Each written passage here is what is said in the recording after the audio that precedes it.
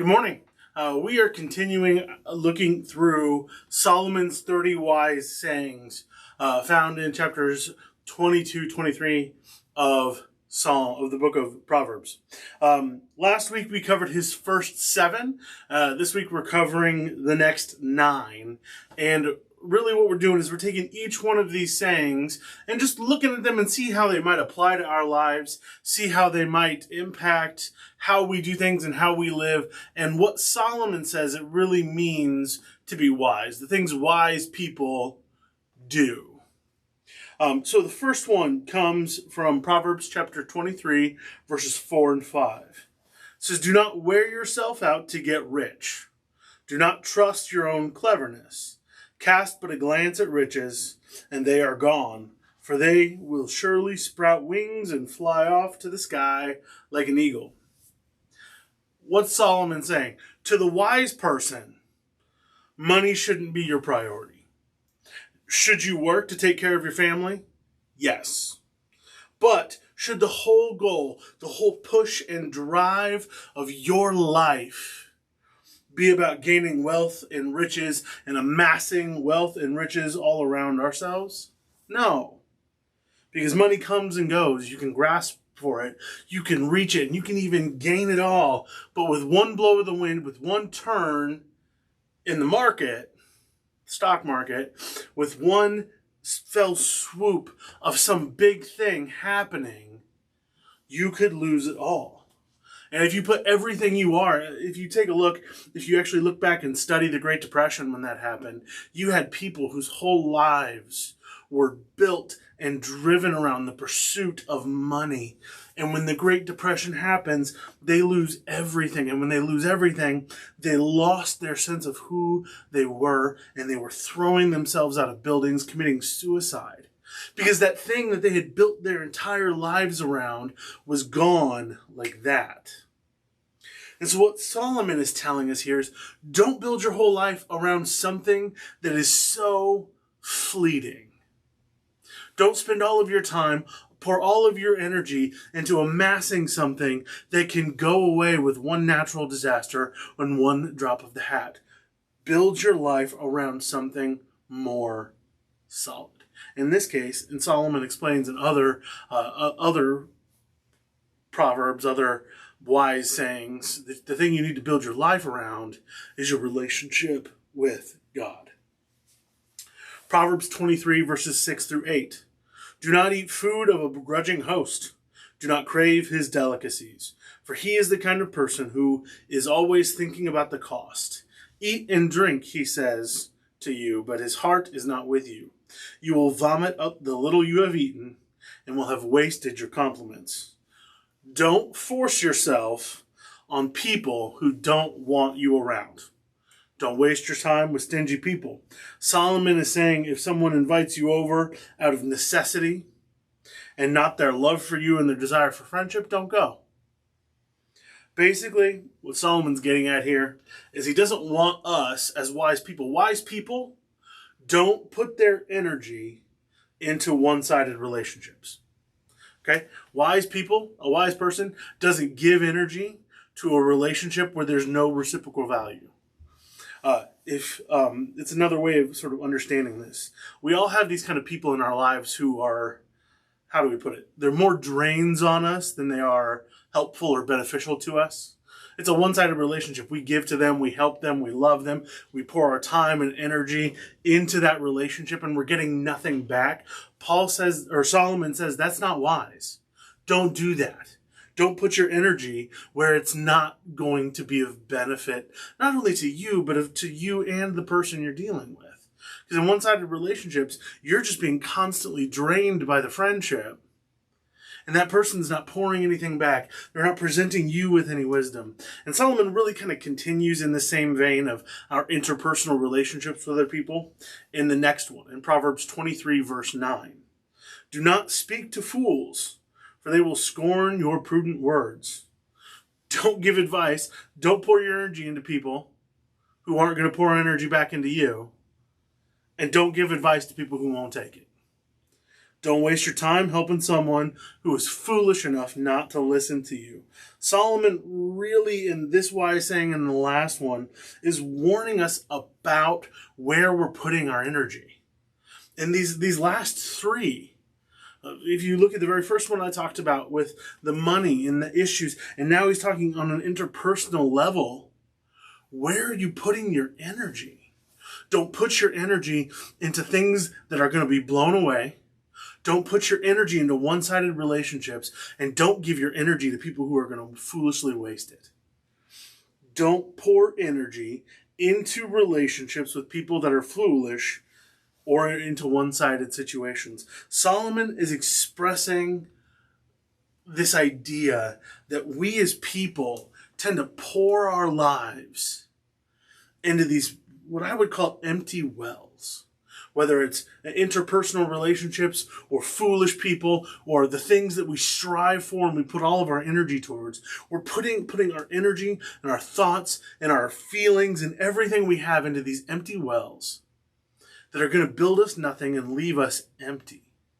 And Solomon wants us to understand that when we pour out of ourselves, we need to also be filling ourselves up. The relationships that we have with the people around us need to be mutually beneficial, where I'm pouring into them and they're pouring into me, and we're growing together. The things that we strive for, the goals that we have in this life, yes, we need to pour into good things because those good things are going to reap us benefit, reap us reward. If we pour all of our time, all of our energy into money, and it all goes away, we're left with nothing. But if we pour our energy and our time into a relationship with God while still working, you go to your job, make money, be financially stable. But if we pour our extra time and energy into our relationship with God, there's eternal benefit to that. And we live in a culture right now that is big on wasting energy.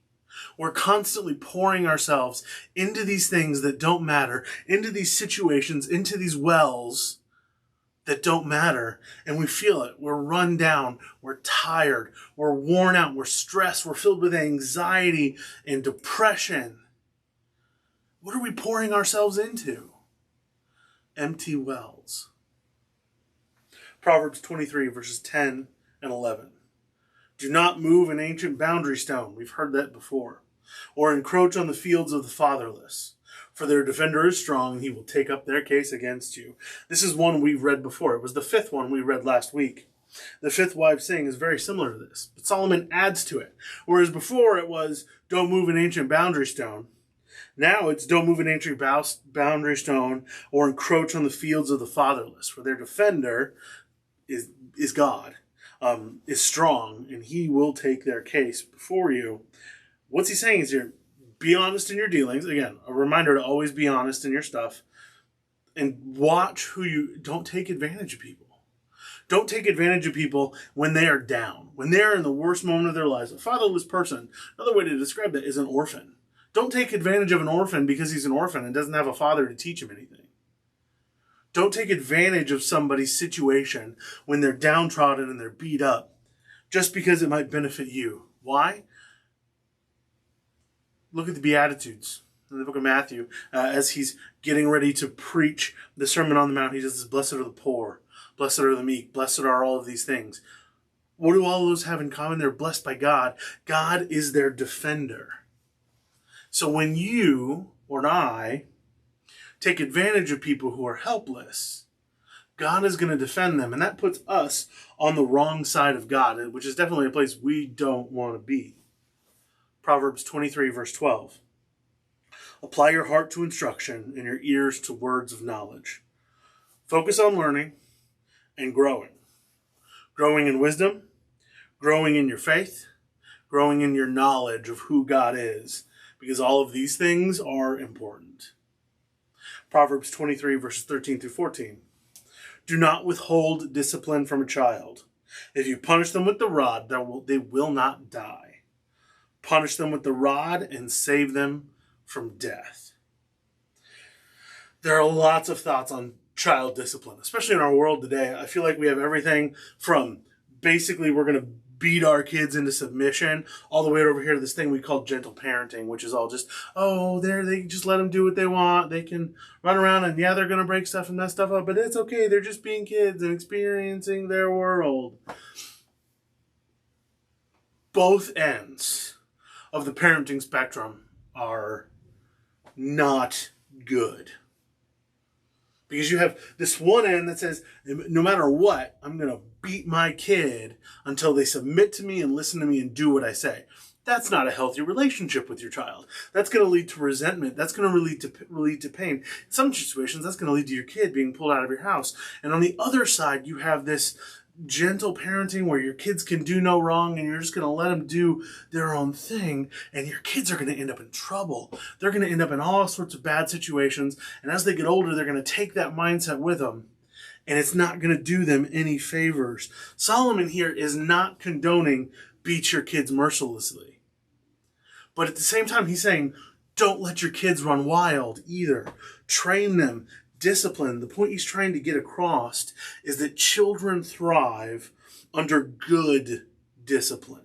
Not abuse, but a firm guiding hand that is there to lead them away from evil, lead them away from the bad things of this world. Guide your children. Train them. Discipline them as needed in order for them to grow up to follow the God who created them.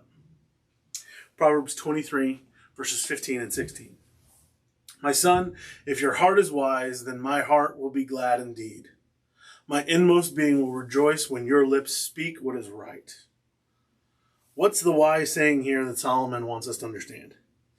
Set expectations for your children. This goes along with the last one, with the discipline. We discipline them to guide them, not to beat them or hurt them, and we don't let them run wild. And at the same time, set clear expectations for your children. This is another one where you've got parents who set zero expectations. I'm just going to let my kid do whatever my kid wants. And you've got parents that set way too many expectations where they want their kids to be straight A students and the captain of whatever sports team, and they're going to graduate with a 4.0, and they're going to go to Ivy League schools, and they're going to make tons of money, and they're going to be the most successful person in the world. Both sides of that are wrong. Set clear, good expectations for your children. What expectations in this verse is Solomon setting for his kids? He wants them to have a wise heart.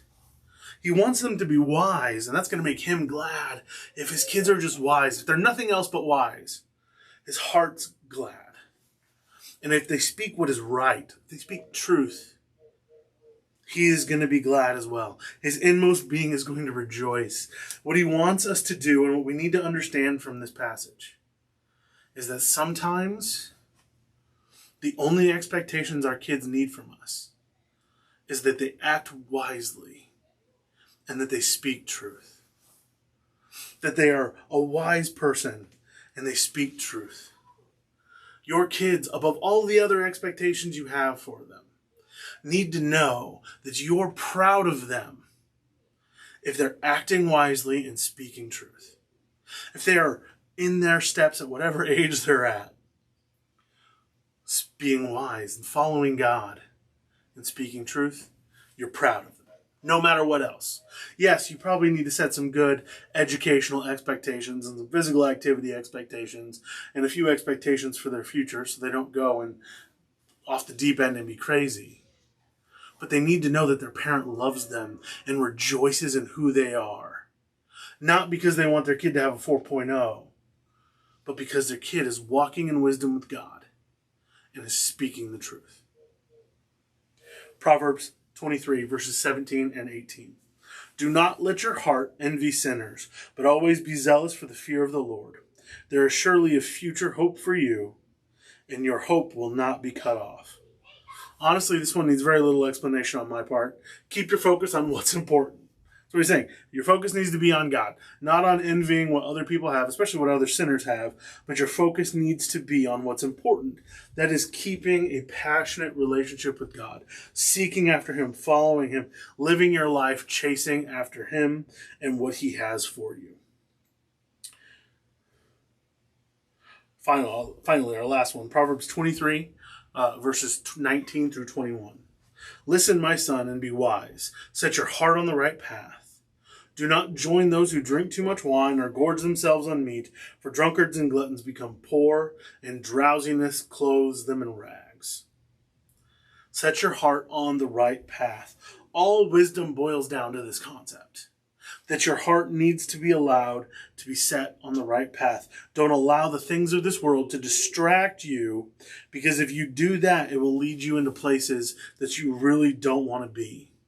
But if we put our hearts on the minds on the right path, on the things of God, on the life that He wants for us, on how He wants us to live and the good that He has called us to do, eternal life will be waiting for us when these things are fulfilled. And that's the end of that. But we'll have more of those next week as we continue through those 30 wise sayings of Solomon. I do want to make one announcement here at the right end of this. Be sure to check our Facebook page again tonight at 7 p.m. Because of the heat, we are not going to have our normal Bible study at church. And so I am going to record the lesson that I would be teaching for Bible study and posting that on Facebook at our Bible study time at 7 p.m. So if you've not been to our Bible study, check this video out to see what we're doing. And if you do go to our Bible study, you can follow along and pick up right where we're at in our Bible study. I hope you all have a great rest of the week.